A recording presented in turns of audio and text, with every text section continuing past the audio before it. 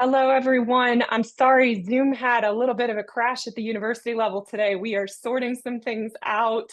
Just be patient for a second while we bump people to the proper statuses. And again, my sincere apologies here. So just give me a second.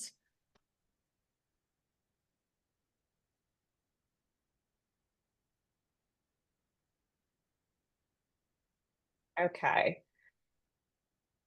Hello, all. If you're just joining us, my apologies. Zoom at the university level had some glitches today. It set us up with a separate Zoom meeting, and now we are all migrated to one. So we should be good to go. Just give me a second. Let me get all of the settings correct on our end, and then we'll be able to get started here. So thank you for your patience.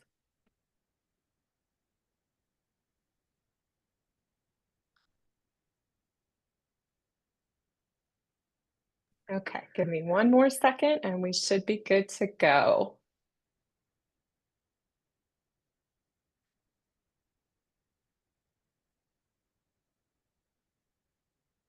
All right, all, if you're just joining us, we had some issues with Zoom this morning, but I think we should be good to go now. And we can go ahead and get started. Brooklyn, maybe you can add me to the spotlighted individuals so people can see me as well within this space. Okay. And we'll go ahead and get moving. So thanks for your patience, all. All right, awesome. Hello, everyone. As probably you've seen, we've had some issues with Zoom this morning, but I think that we are back up and running and everything should be working for the webinar smoothly past this point in time. My name is Liz Gilton. I'm an Associate Director of Research at the Kathleen Babineau Blanco Public Policy Center and head of the implementation team for the Whole Health Louisiana program. We are excited to welcome you to our 8th Lunch and Learn for Whole Health Louisiana. WHL is a collaborative effort led by the Louisiana Department of Health as the public sector anchor and funder for the Whole Health Louisiana initiative. And the Blanco Center leads the plan's implementation and evaluation. If you're unfamiliar with what Whole Health Louisiana is, Whole Health Louisiana is the state's cross-sector initiative intended to systematically address, mitigate, and prevent childhood adversity within our systems of care and support. WHL has 4 priority areas and goals: collaboration, awareness, workforce, and prevention and healing. With these priorities in mind, WHL's vision is to build a state where children and families and community members across Louisiana are healthy and thriving, regardless of who they are or where they live. I'm going to turn things over to Quinn, who's going to be our moderator for today's session, and she'll introduce our speaker today, who we are thrilled to have join us. Thank you so much, Dr. Gillispie-Bell. So Quinn, please take it away, and Brooklyn, maybe move the spotlights around a little bit so we can see Quinn too. Thank you. Okay. Hi, everyone. I'm Quinn. I'm a research associate here at the Blanco Center, and I'm a coordinator for the Whole Health Louisiana project. I will be moderating today's webinar and all of the future webinars, along with my colleagues here at the Blanco Center. So as a part of the Whole Health Louisiana initiative, we are holding a variety of different activities meant to raise awareness and deepen conversation about trauma-informed care practices. Our virtual Lunch and Learn series touches on the workforce priority area of the WHL plan and features presentations from industry professionals and subject matter experts.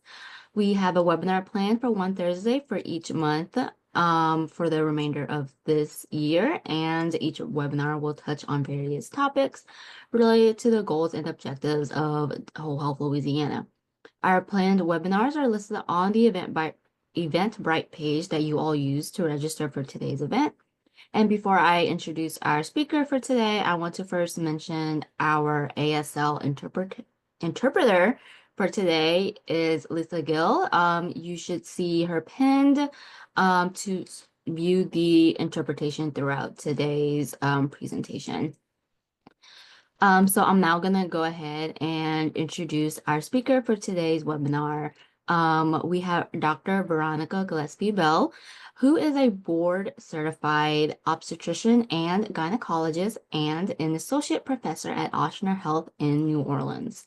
She is a senior site lead and section head of women's services at Ochsner Kenner, the director of quality for women's services across the Ochsner Health System, and the medical director of the Minimally Invasive Center for Treatment of the Uterine Fibroids. She earned her medical degree from Meharry Medical College, completed her residency at Ochsner Health, and holds a Master's of Applied Science in Patient Safety and Healthcare Quality from Johns Hopkins Bloomberg School of Public Health. She also holds a certification in diversity and inclusion from Cornell University. As medical director of the Louisiana Perinatal Quality Collaborative and the Pregnancy Associated Mortality Review for the Louisiana Department of Health, she is a leading force in addressing maternal health disparities. Her work focuses on improving birth outcomes and eliminating racial disparities in maternal health across the state. She has also testified before Congress, led congressional briefings, and was an invited speaker at the White House Maternal Health Day of Action, where she advocated for policy improvements in maternal care and outcomes. So please welcome our speaker for today, Dr. Veronica Gillispie-Bell. Take it away. Thank you so much for that introduction, Quinn. Thank you all for having me here today. Excited to be with y'all, especially because this is Black Maternal Health Week. So excited to share with you some discussions about addressing the drivers of structural inequities and its impact on maternal health outcomes. Just as a disclaimer, the views and the information that are expressed by me today should not be construed as legal advice or determinations of the Louisiana Department of Health or Ochsner, the places where I have positions. These are my views that I'm presenting today. And then I also want to give a trigger warning that this presentation is going to touch on some experiences of racial and medical trauma, and so it can cause distress to those who have been impacted by those experiences. And this presentation is intended to align with a trauma-informed approach by recognizing the prevalence and impact of trauma resulting from structural inequities in healthcare and policy while resisting re-traumatization. And so I just want to make sure to give that trigger warning. So for our objectives today, we're going to identify disparities in maternal health, discuss implicit bias as well as structural inequities at the root of those disparities, and then talk about a pathway for change. So as we think about structural inequities and social determinants of health, in 1906, so a very long time ago, W.E.B. Du Bois stated that social conditions, not genetics, impacted the health of Blacks, causing racial disparities in health outcomes. So this information that I'm bringing is not new. It's information we've known for quite a while. I think we're just at a point where we're really starting to discuss it in a public way to start addressing it. But again, this is something that has been known for quite a while. So how does that apply to maternal health? What do health disparities look like and why do they occur? So we have the Donovanian model for quality of care that is used for inequality outcomes. And so it says that our structures drive our process and our process drives our outcomes. The structures are the physical structural characteristics within healthcare. Processes are how we deliver care, the things that we do. And then outcome is a result of those structures and processes. I propose that we could use this same model to apply to health disparities. Thinking about structure as structural inequities that then impact our social determinants of health, healthcare disparities being the difference in how we deliver care, and then health disparities being the results of those structural inequities and healthcare disparities. And we're going to go through each of those. So thinking about structural inequities and why it's so important that we talk about this. So 80% of clinical outcomes are due to social factors. And data shows that about 50% of your health outcomes are tied to your zip code. So thinking about your physical environment, thinking about education, job status, all of those socioeconomic factors, and health behaviors as well. But important for us to understand that when we're talking about health outcomes in general, we cannot talk about health outcomes and how we improve those if we're not going to also talk about social factors. Now, when we think about those social factors, these are the social determinants of health. So we have economic stability, health and healthcare access, social and the local community, education. We have the neighborhood and the built environment. And for me, I like to think about the social determinants of health as a tree because it matters where your tree is planted. Your tree is going to look very, very different if it's in the Garden District of New Orleans compared to if it's in Terrebonne Parish, or if it's in Bogalusa. That looks very, very different. And so why does it look so different? And why does it look different specifically for our patients that are a racial or ethnic minority group? So there's a term that I was not familiar with called racial residential segregation. So it was a term that I was introduced to when I was at Johns Hopkins getting my master's in patient safety and healthcare quality in their public health school. So one of our first courses was in public health. And so we started talking about why certain neighborhoods are impacted in certain ways in terms of their access to resources and those structural inequities. So racial residential segregation is physical separation of the races in a residential context. So in other words, Black people live by Black people, white people live by white people, Hispanic people live by Hispanic people, Asian people live by Asian people. Some of that's by choice because we choose to live by people that look like us. And have similar cultural backgrounds, but some of it is by design. So from 1934 to 1968, 98% of home loans went to white applicants. So during that time, it was very difficult to even be able to get a home or get a loan to get a home. So in 1968, the Fair Housing Act was passed to create some type of fairness in how those home loans were approved. But during an overlapping time, what ended up happening once the home loans started to be approved, then we had something called the white flight, where a lot of white families moved to the suburbs. And then Black individuals, Hispanic individuals started to concentrate in urban centers. And what happened is when the white individuals went to the suburbs, so did all the economic opportunities, so did all the jobs. And then once we had more Black and Hispanic people living in the urban centers, and you can see from 1950 to 1980, the population went from 6 million to 15 million. Now we have racial residential segregation. And this is actually then when ghettos started to form because of that racial residential segregation.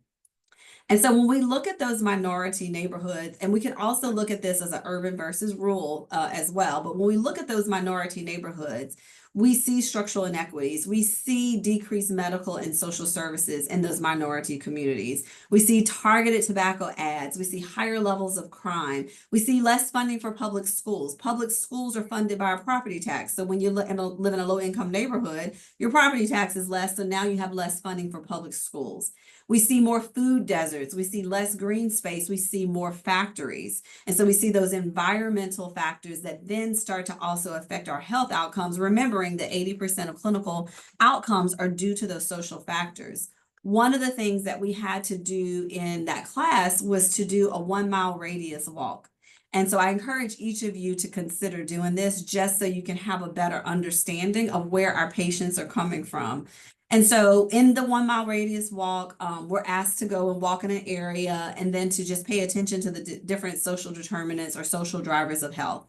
And so I chose a neighborhood, not where I lived, but at the time I was going to a boxing gym. And so I chose that neighborhood and just started to pay attention to all of these things. So noticing that the average income, it was a mostly Black neighborhood, but the average income in the neighborhood was about $30,000, I believe it was, maybe $40,000. And then starting to look around, the closest place to get fresh fruits and fresh vegetables was a Whole Foods, which my friends and I call Whole Paycheck because it's not very affordable. But conveniently around the corner was a Burger King, there was a Rally's, there's a McDonald's right there. I saw cigarette ads for menthol cigarettes. I didn't even know that was still a thing. I saw no green space. There were no sidewalks that were not broken up. There was no safe places for crossing streets, all of those things. And so when we think about our patients and they're having to come from these environments and then come into the healthcare space, many of our patients are already behind the 8 ball before they even come into the healthcare space. And again, knowing that only 20% is due to healthcare, like the things that we're doing in healthcare, when a patient walks into my office and we can make the best plan for how her care is going to go, she still has to go back into that environment and then is exposed to all of these social drivers of health where there are inequities. And so other ways that we see lead into social determinants of health that are beyond the structural things, now thinking about those healthcare disparities. I just want to bring this up. This was published in 2003. Okay, so we're talking about over 20 years ago. Congress requested that the Institute of Medicine assess the extent of racial and ethnic disparities in healthcare, assuming that access-related factors such as insurance status and the ability to pay for care are the same. So if all that was the same, okay, and also identifying potential sources of those disparities and then suggesting interventions and strategies.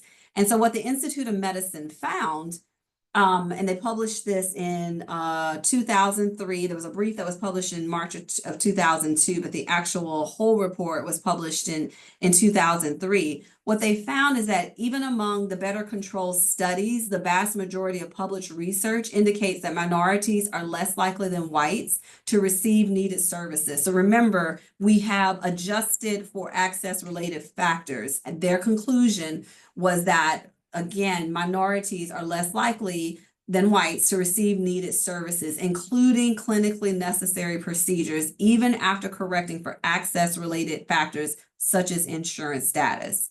And so what we find, and a lot of this came from that study, is that Black individuals are less likely to be offered preventive services such as cancer screening, the flu vaccine. Black individuals are less likely to have adequate treatment of pain. Black and Hispanic individuals are less likely to receive bypass surgery, even when medically indicated. And then women, we are less likely to undergo appropriate cardiovascular testing, to be offered that appropriate cardiovascular testing. And so if we understand and we know that those preventive services are to be offered at a certain age, or the flu vaccine at a certain time of year, why is it that we don't offer it to everyone else? And again, this is the finding of the Institute of Medicine. I would say it's because of implicit bias. It's because of our biases. So our biases are unconscious. So this is not something we're doing intentionally. And our unconscious bias is defined as the attitudes or stereotypes that affect our understanding, actions, and our decisions in an unconscious manner. So again, it's unconscious, so it's not something we're doing intentionally, but that also makes it that more pervasive because it is unconscious. Just to explain how unconscious bias works. So we're gonna have a moment of reflection. If you know the answer, please feel free to put it in the chat. If you've heard me speak about this before, then you may also know the answer. And I think I can see the chat. So a boy and his father are driving down the road and they get into a car accident. The father is killed and the boy is taken to the hospital. It's determined that the boy needs surgery. The surgeon comes out and the surgeon says, "I cannot operate on him. He is my son." And so the question is, who is the surgeon? And so I'll give y'all a minute to think about that. Okay, mom is the doc. Yep. Okay. Oh, the boy's mother. Okay, I see a couple different responses. Mother. Okay. All right. Mom or grandparent. Okay. Okay, good. So the response I gave when I first heard this response, when I heard this scenario, the answer that I gave was also just not judgmental. I was like, people should be, oh my gosh, they're so biased. They just don't understand. There are all type of parental relationships, and clearly he had two fathers. Now that's not to say that he could not have two fathers, okay? But it did not even occur to me that the surgeon would be a woman. And how shameful of me, because as I've mentioned or was mentioned in my bio, I operate every single Tuesday because I take care of patients that have fibroids. I am a female surgeon, but it did not occur to me that the surgeon could be or would be a woman. So why is that? So our brains are inundated with all of this information coming in at one time, and we cannot possibly process all of this information.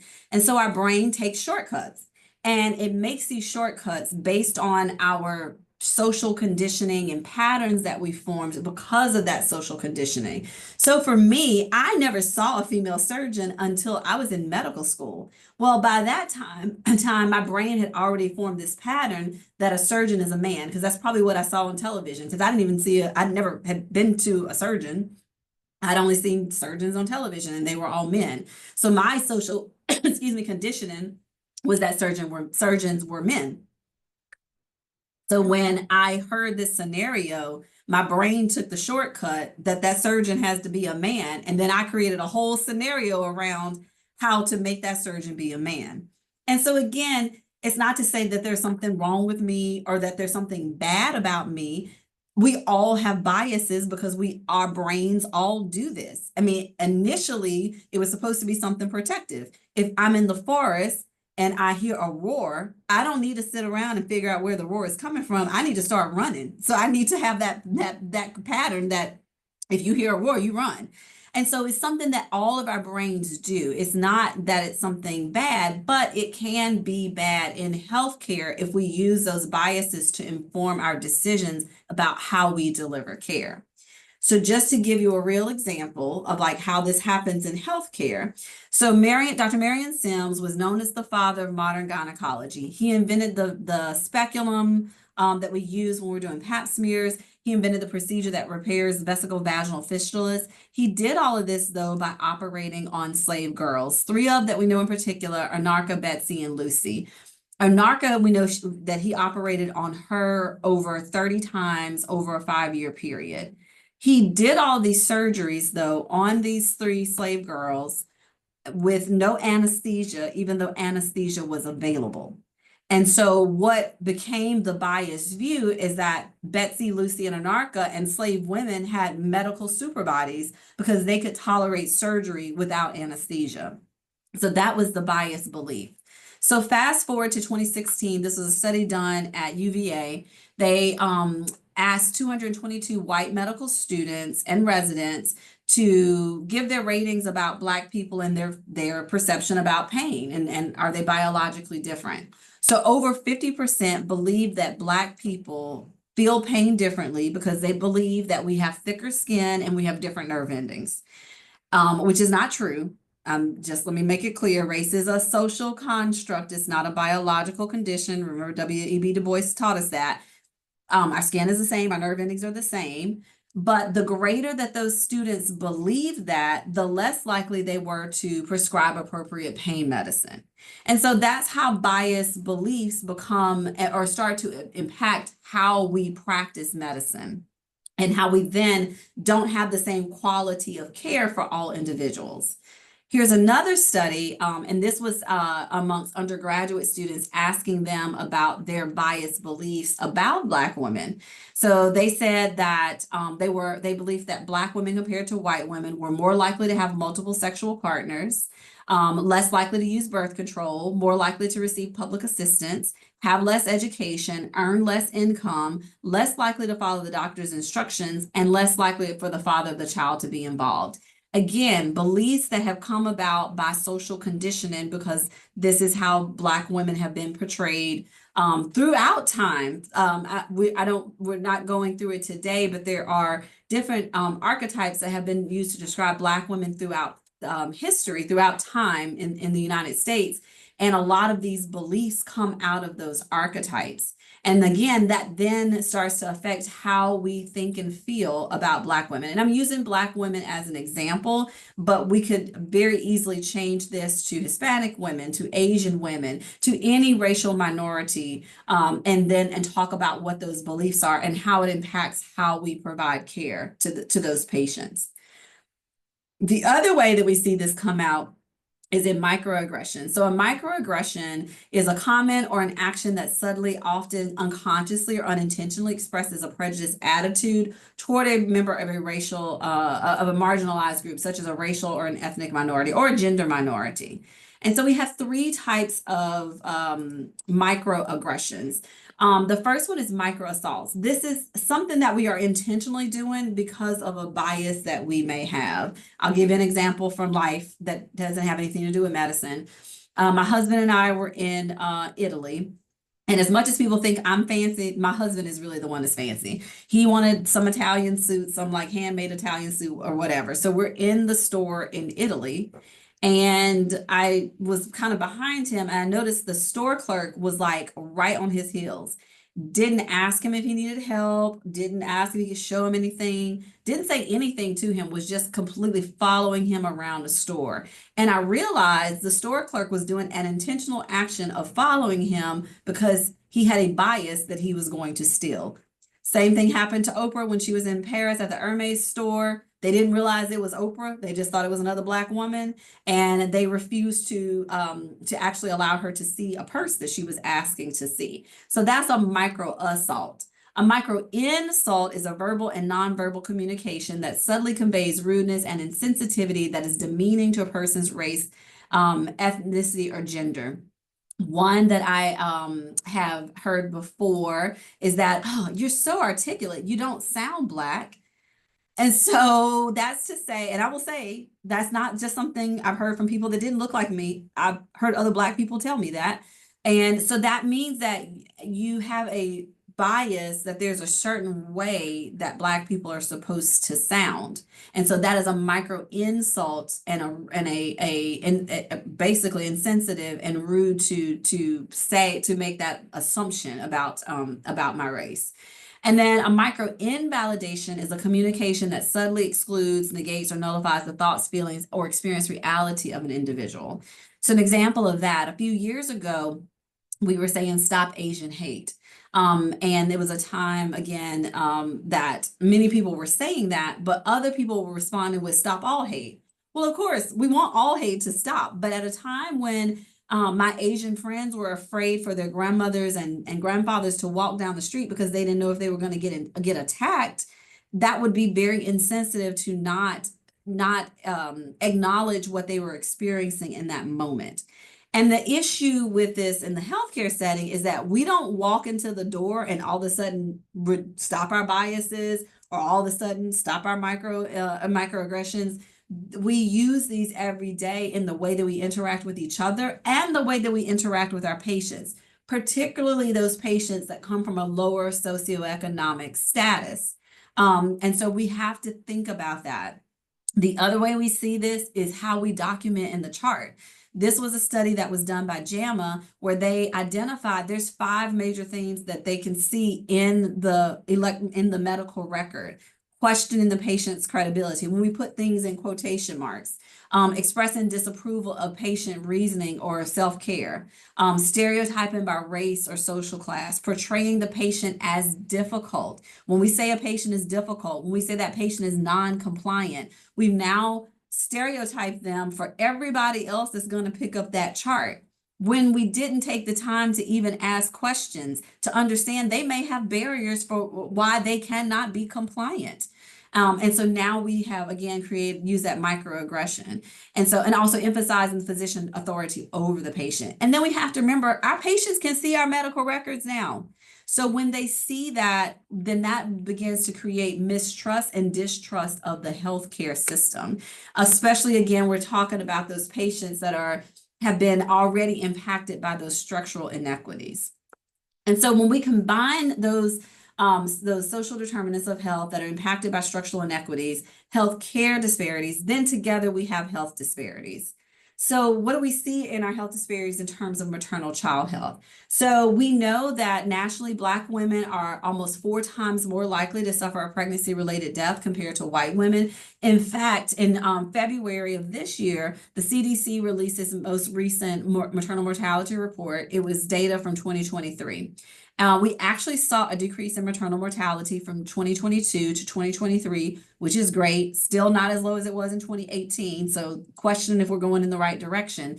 But even with seeing that statistically significant decrease from 2022 to 2023, the rates went down for every single race except for Black women. Our rates actually went up. And so we're seeing, even with improvement, the disparity gap may be getting even wider. And again, we have to think about structural inequities, social determinants of health, and then how are we responding in the healthcare system. Also, the rate of preterm birth among Black women is 50% higher than that of white women. Understanding that in the United States, we have a grade D from the March of Dimes for our preterm birth rate. In Louisiana, we have a grade F. And so for our Black mothers, our Black infants, they're even more disproportionately impacted.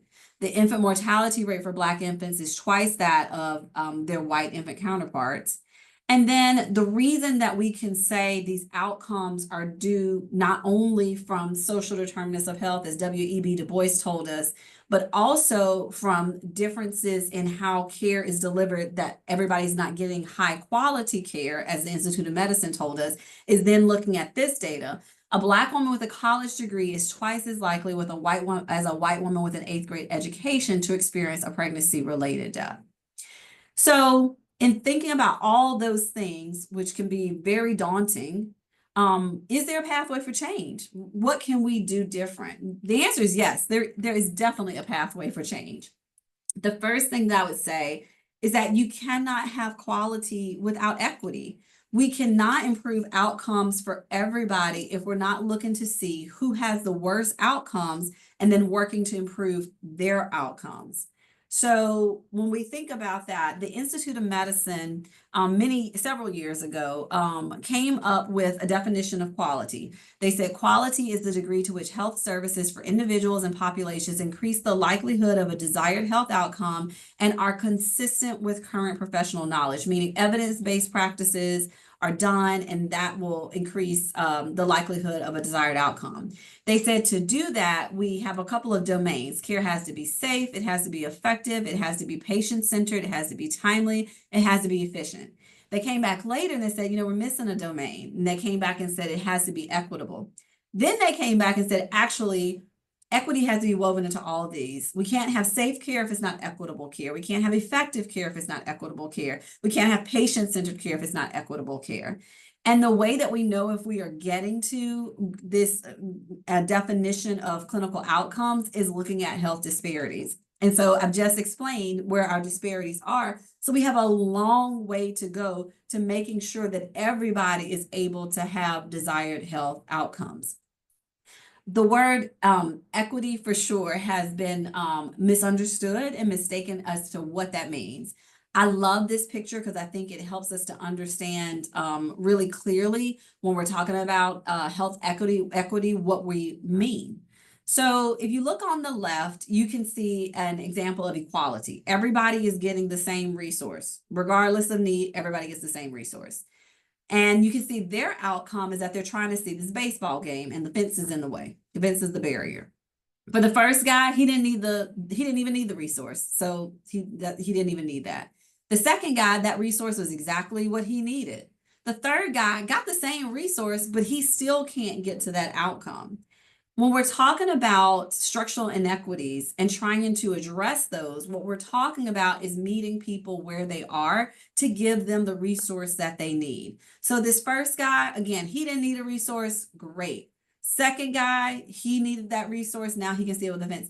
The third guy got the resource that he needed. We met him where he was to get to that outcome of seeing the fence. Of seeing the baseball game over the fence. So for our patients, what we should be doing is screening for social determinants of health, understanding where they are coming from, what their barriers are, and helping them to navigate and getting them the resources. So again, everybody can have that same outcome. To give you a real life example, or to give you, kind of a real life example. Okay. So we know that from our information from ACOG, Society of Maternal Fetal Medicine, from the Alliance for Innovation on Maternal Health, that for patients who have severe hypertension, in pregnancy, that they need to have a blood pressure check within 72 hours of discharge from the hospital. Okay. If I go on rounds and I give everybody a patient, I'm gonna give every patient that it meets this criteria an appointment to see me in 3 days. That's equality. I gave everybody an appointment in 3 days. My patient that has a daytime nanny, she has somebody to watch her child, she has somebody to drive her to the clinic, she may come in for that 3-day appointment. My patient that has no paid family medical leave is trying to figure out how she's going to get back to work, doesn't have transportation, doesn't have childcare, and lives a long distance, she probably is not going to come for that appointment because because of the number of barriers, those social inequities that we talked about, those barriers. And then what happens in the healthcare system is that we then label that patient as non-compliant. When in fact, what I should have done is at the beginning of their pregnancies, I should have done a social determinants of health screen to understand that that second patient had those barriers and then come up with a different way of providing that visit. Maybe I send that patient home with a blood pressure cuff and we set up a virtual visit. Maybe I arrange for that patient to have a home visiting nurse come in her home and check her blood pressure and check for symptoms. Maybe I have that patient have a doula as part of her care that can come in and check that blood pressure. And so that's just the example of where we're trying to go for making sure everybody can have that optimal outcome and we can address those structural inequities. So looking from big picture to little picture, how do we do this as well? Because that's an individual thing. For us, from a public health standpoint, we have to think about broader solutions so that we're not putting out little forest fires, that we have a solution for everybody. And part of that, you'll see that the big things for these social determinants of health are going to be things that we have to do from a public policy standpoint. But even from a healthcare system, there is not as big of an impact you can see in this framework from the World Health Organization, but there are things that we can do. And I just gave you one example. But just understanding from a public health standpoint is going to take more public policy changes. One that we've seen that has been a great policy change is the extension to Medicaid to 1 year postpartum.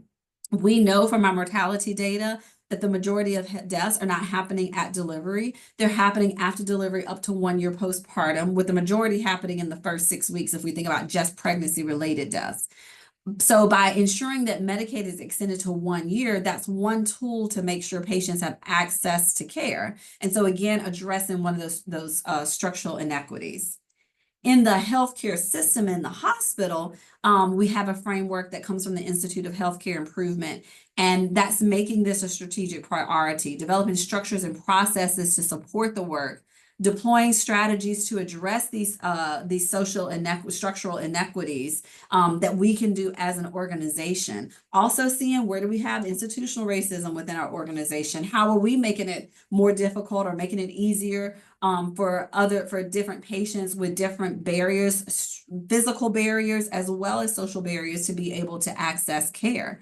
And then developing partnerships with community-based organizations. I think this one is so key. When we think about those social determinants of health, we don't have all the answers, especially in a hospital or a healthcare space, but there are a lot of community-based organizations with resources. They have the resources, but they can't identify the patients that need the resource. We are in the hospital, we've identified the patients that need the resource, but we don't have any resources for them. And so it really is us working together to make sure that our patients have the resources that they need that are out there. And then thinking about it from how we address this from a quality standpoint, this is the roadmap to reduce disparities. It comes from the Robert Wood Johnson Foundation. They have actually created another roadmap, or they've updated this to advance in health equity. But I like the old roadmap better, so I still use this one. When we're talking about reducing disparities, we have to link quality to equity, which we've done today, creating a culture of equity, diagnosing the disparity. So screening for social determinants of health. When we look at our data, looking at structure, process, and outcome, disaggregating that data by race, ethnicity, language, insurance type, where people live, all of those things to understand where do we have a difference in our outcomes, but also where do we have a difference in our processes, in the way we're delivering care. Is everybody getting the same quality of care? Once we see where that's not happening, then diagnosing that, designing an activity to address that, getting buy-in for leadership, and then implementing that change. And then for each of you as individuals, understanding how you may be also making the problem worse because of your bias. And so part of that is understanding where you have biases, understanding that biases are unconscious, they're like habits. And so you have to work at it intentionally every single day to change your bias and to turn it around. When you're tired, when you're hungry, when all those things, you tend to then, even when you're working on your bias, you tend to go back into old habits. So you also have to have self-care as part of that. Patricia Devine is a social psychologist that has shown that you can turn your bias around if you work intentionally at doing so. Part of that is seeing people as individuals, recognizing if you have a belief, is that belief a stereotype? So is that person really doing those things, or is that a stereotype that you've assigned to them because of a bias? Increasing opportunities to have contact with individuals from different groups. And then most of all, especially for all of us in healthcare, empathy, putting yourself in someone else's shoes. When you have patients that come in and they're late for their appointment, do you ever ask why? I will never forget, this is when I was on the Committee on Healthcare for Underserved Women for ACOG. This is back in 2010, I think it was. It may have been 2011. And our chair of the committee was just explaining, he lives in the northern part of the US. He had a patient that was late, and he was so frustrated because so many patients had been late. And he finally asked her, why are you late? Why are you so late for this appointment? And she said, I'm so very sorry. We don't have running water. I have to collect snow. I have to melt the snow to be able to take a bath or take a shower to come in to be clean. And it took me a lot longer than I thought that it was going to take. And that's why I'm late. And he was boohoo crying and felt so very small. A lot of times we don't understand the barriers because of structural inequities that our patients face in just being able to come in for a visit. I don't know what it's like to ride the bus. That's my privilege. I've always had transportation, but that is a privilege that all patients don't have. And so we have to be empathetic to understand where our patients are coming from before we start to label them as non-compliant, or that they just don't care, or we label them as difficult. And so I will, actually, I'm gonna go back to this quote. So in summary, the causes of health disparities are complex in nature, definitely structural inequities, as well as bias, that can all be a part of these outcomes, but there is a pathway to improvement. And then I'm gonna leave you with this quote, and this is from Dr. Martin Luther King Jr. He says, "Of all forms of inequality, injustice in health is the most shocking and the most inhumane."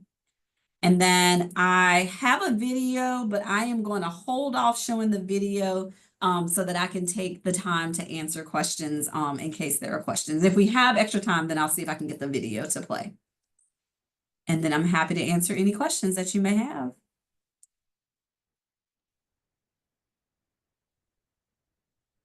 Thank you for that amazing presentation. I learned a lot, and a lot of it was, great stuff that I also learned from my public health classes back when I was in grad school.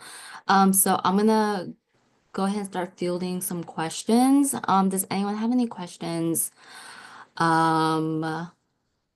to ask? So, someone asked, are we able to receive the slides? Yes, it will be sent, in an email later.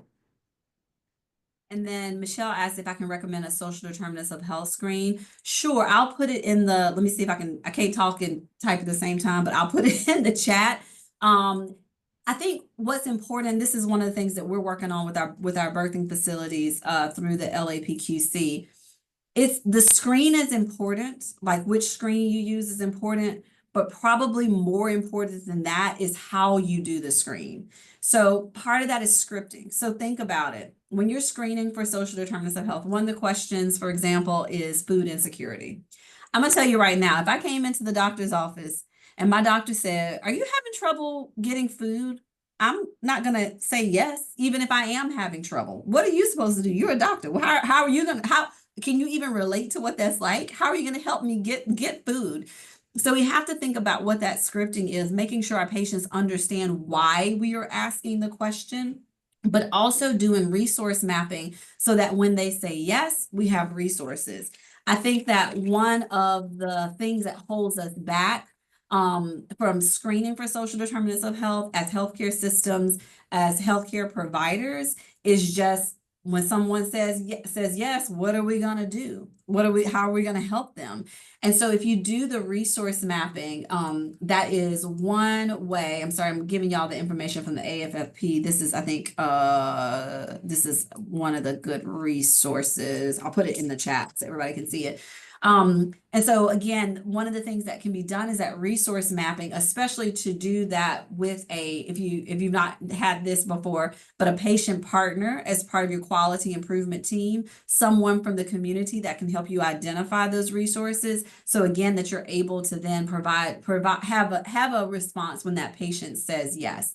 For those of y'all who don't know, if you work in the hospital system, CMS and Leapfrog are now requiring that we have patient partners as part of our quality improvement team, and they can give us so much information and so much insight to what patients really, really need. Thank you for your answer. We have another question that asks, as a researcher, I find these data are sobering statistics of inequities of maternal health. What do you advise as ways that researchers can work with advocates in this space to bring more awareness? Is it through communication of people's stories and lived experiences rather than just numerical data? Is it by focusing our evaluations on equity from the very beginning when we are thinking about how research is conducted and data are analyzed? So Jordan, that is an amazing, amazing question. The answer is yes to all of it. One of the things that I always get pushback on when I'm presenting this type of, and clearly I have data. I got a whole thing of references that y'all will see, and I've mentioned some of them as we present it. But one of the pushbacks I always get is, what is the data? What is the data? Well, where are you getting that from? Well, where did they study that? Well, how do I know if that's really true? And so as a researcher, to be able to continue to bring that data, like that's a great study that they did at UVA, just asking that question about bias around Black people in pain, and seeing how that impacted how they were actually prescribing pain medicine. So thinking about those things and researching that, and then publicizing that research, I think is amazing. When we're talking about change, and I'm happy to come back and do a lecture on this too, but I do a lot with change management, obviously, in my role of quality improvement. You always want to speak to the head and you want to speak to the heart. So it's not one or the other. You want the people's stories because that's speaking to the heart. That's what engages people and makes them want to lean in a little bit more and listen. But people also want to be spoken to as the head, especially in the medical field. Like stories are anecdotal. They need the data, but you need the stories to bring people in. So it is really the two together as a researcher where you're able to bring that change. And then it is thinking about looking through a lens of equity when you are designing your research, making sure if there's a question that you're asking, are all groups represented? Part of the reason right now, not to get into too much, but from a medicine and an evidence-based medicine practice, we have extrapolated so much from research to apply to women, to apply to racial minority groups, because they're underrepresented in research. It wasn't until the 2000s, I can't remember the exact year, that the FDA required studies have a certain percentage of women in those studies. And that was because a medication came on the market.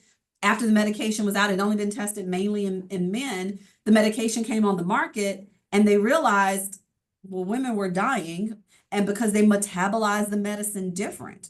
And so we always want to think about making sure we have diversity in our study population as a researcher to make sure that the findings are applicable to everybody.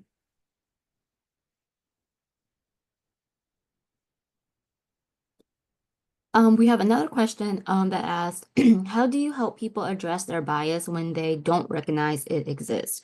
or when they simply believe their bias is true for most of the population they serve?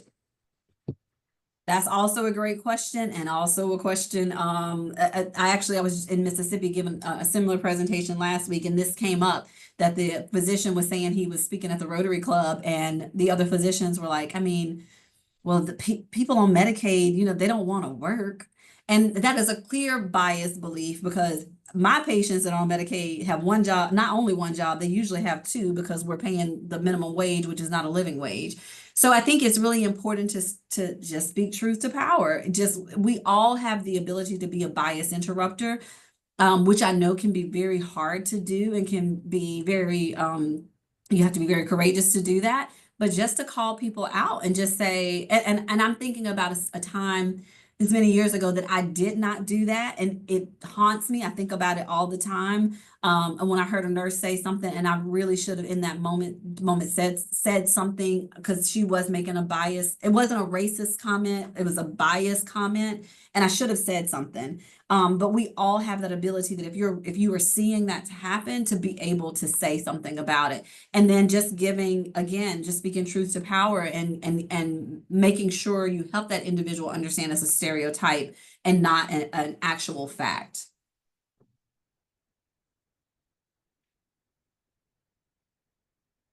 And we have another question from Edward that says, within healthcare itself, are there movements to address technologically based bias in regards to race? For example, pulse oximeters, accuracy based on different skin colors absorbing more or less IR light, especially as AI is used more in medical recording slash diagnosing.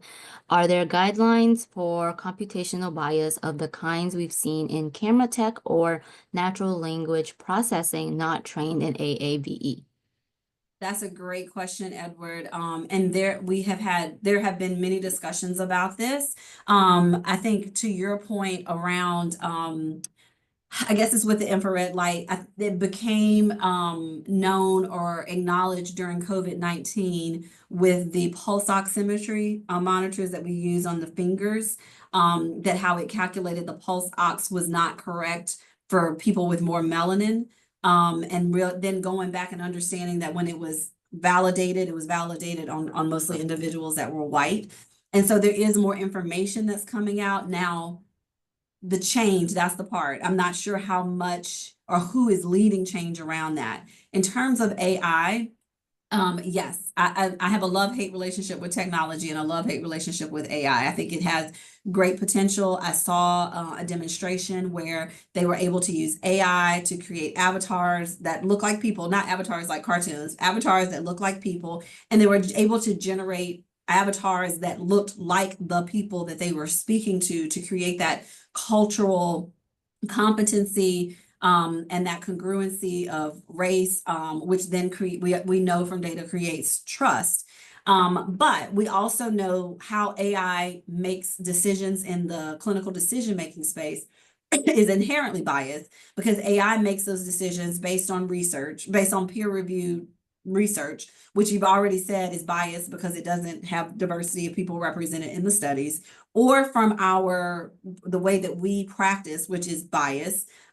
Great example around that is, and I already talked about it before, is AI may be less likely, this is a study show this, AI may be less likely to recommend a particular cardiovascular testing for a woman because we don't order that test for women because we, in a biased way, don't do the right diagnostic test for women. So definitely there is a lot known about the bias and the potential for more bias because of AI. I just hope that the people that are the manufacturers, the technology companies that are creating the AI technology, that they're considering that. A lot of us on the user end recognize it. I'm not sure how much on the manufacturer end they're incorporating that in. But that's a great question. Are there any other questions that anyone in the audience would like to ask?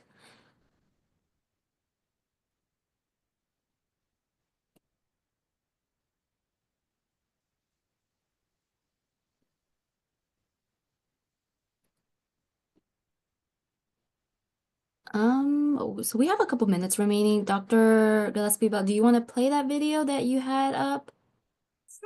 Sure. Okay, give me just a second. I'm gonna share and I'm gonna optimize. Oh, it's not letting me optimize for sound. So I'm not sure y'all will be able to hear it. I don't know if that has been turned off.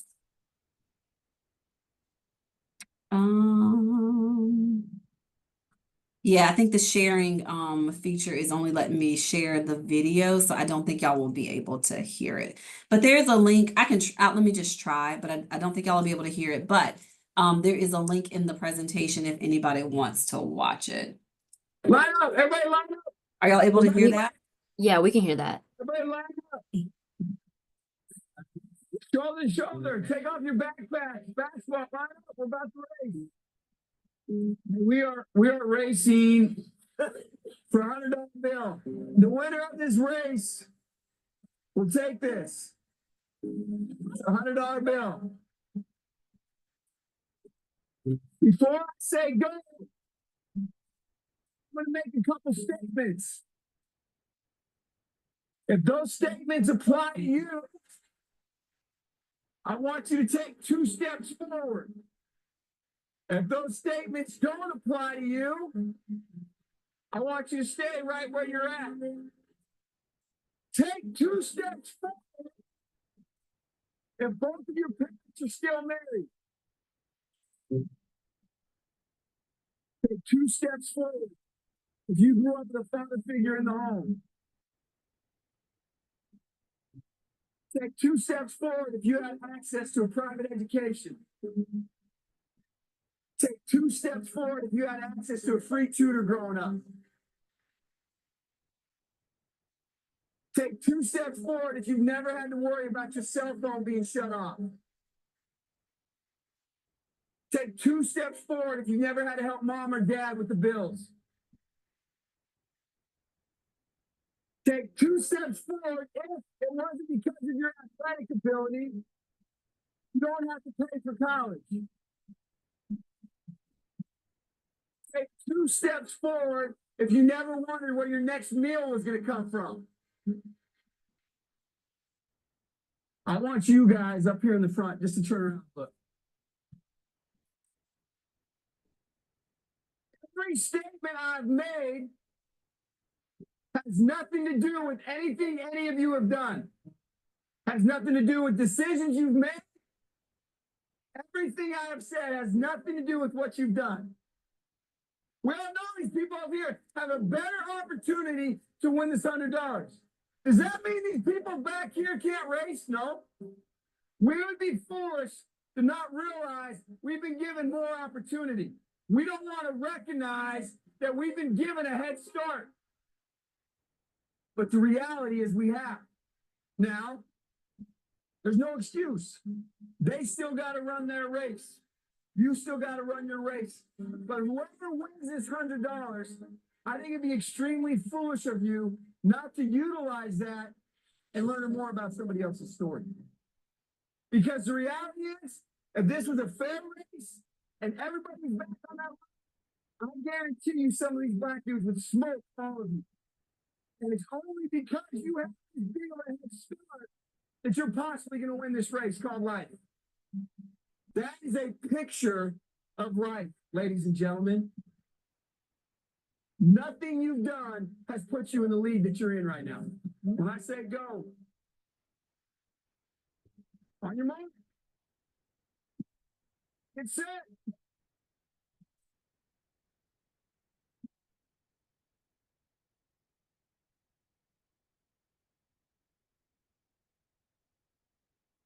So that's just a visual depiction of what social inequities look like. And so again, when we think about that empathy part, just remember that some patients, we're all running the same race, but some people start so much further behind. Thank you so much for your presentation and so much for the time that you have here. Thanks everyone for attending. It is a little past 1 p.m. now. I just want to remind everyone that our next Lunch and Learn is on May 15th with Dr. Allison Swift. And if you have a moment, please fill out the post survey about today's Lunch and Learn to help us gather some feedback. And if you are getting CEU credits, that is mandatory for you to get your CEU credits. Again, thank you so much. Everyone for attending. Thank you, Dr. Gillispie-Bell, for your amazing presentation. And shout out, of course, to our ASL interpreter for today. Everyone have a great day. Thanks, everyone.